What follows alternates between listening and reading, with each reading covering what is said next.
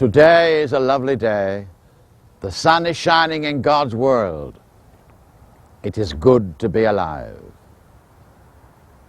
Today is the last day for millions of people all over the world. This is the day written down by God in love before they were ever born. Before they left his almighty hands, this is the day he decided to come to take them home. And they don't know it. They all expect to live until tomorrow. People will die today after a long and painful illness, surrounded by their loved ones with great emotion. Some will die alone in a dingy room. Men who have been an abysmal failure by the standards of Madison Avenue. The old will die, the young will die, the wise and the foolish will die, the saintly and the sinful. They all expect to live until tomorrow. For you and for me, the last day has been written down too. Before we ever left God's hands, he allotted a certain time to you and me in love. And when that time runs out, is his secret that he will not share with us. He expects us to trust him. But my dear friends, as today is the last day for thousands and thousands, it is also the first day. All over the world today, children will be born. In your neighborhood, in mine, overseas, in the 5 continents.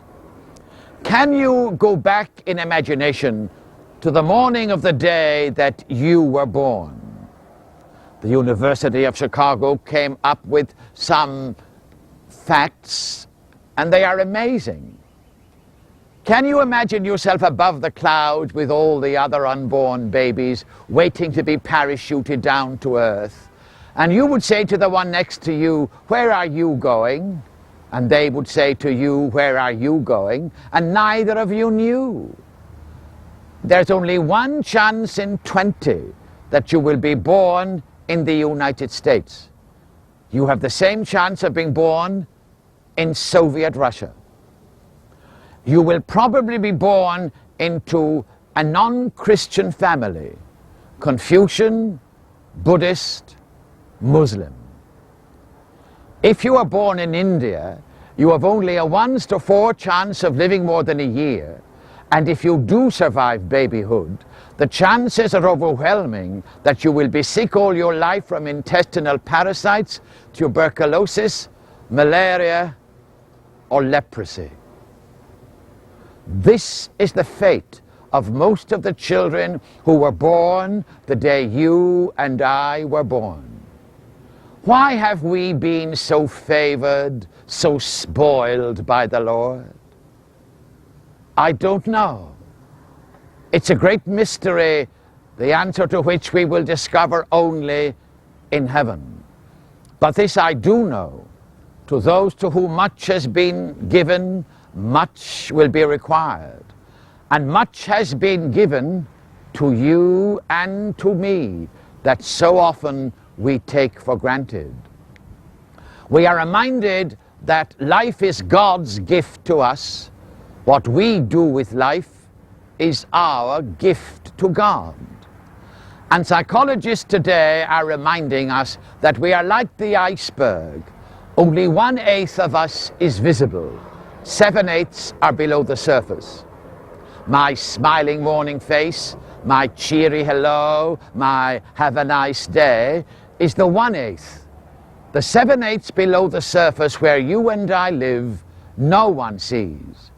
Where you suffer, where you are hurt, where you dream, where you plan, where you love, where you sin. No one sees that inner life, only God. And you cannot share it with anyone because they each have their own burden to carry. And you must endure it alone. What do we do with it, you and I? Oh, my dear friends, this is the glory of our religion, that you and I come to Mass where we are in joining with our Lord, who is going to the Father, taking you and me with him. Our Lord came down here. He knows about the 7/8. He knows about pain and suffering and loneliness and betrayal and misunderstanding in ways that you and I will never know. There is no pain of mind, of soul, of spirit, of body that you and I will ever experience that he has not already experienced. And he's in us now to give us the strength and the staying power we need. And at Mass, we bring ourselves as we are to him. He takes us and changes us into himself, making of your offering and mine a thing of infinite beauty, because he is God. He can do everything, and he is madly in love with you. My dear friends, being at Mass is the most difficult time of the day, because it means I must be there in faith, curbing my wandering mind, realizing where I am and what I am doing, offering myself to my God through Jesus Christ, his Son, my elder brother. You and I go to Mass not to get something out of it, but to put ourselves into it. And then when we have made our offering, mystery of mysteries, he comes to live in us, to share our loneliness and the trivia of the passing hour, to give us the strength we need to make of our lives something worthwhile.